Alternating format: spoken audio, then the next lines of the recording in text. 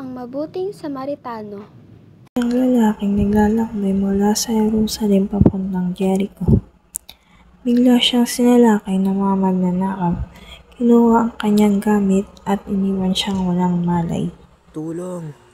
Sino man nandyan? Tulungan niyo ako. May dumaang pari. Naku! May sugatan! Pero nagmamadali ako. Sana may ibang tumulong. Tulong! Sumunod namang dumaan ang isang Levita. Ay, kawawa naman. Pero baka delikado rito.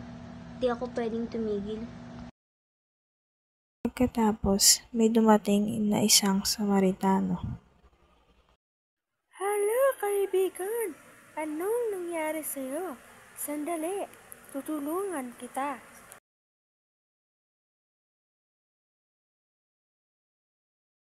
Nilinis na ng Samaritano ang sugat at isinakay ang lalaki upang dalhin sa isang tahanan. Salamat. Pakialagaan niyo po siya. Ito po, bayad. Kapag may kulang pa, babalik ko at babayaran ko. Opo, aalagaan ko po siya. Salamat po sa kabutihan.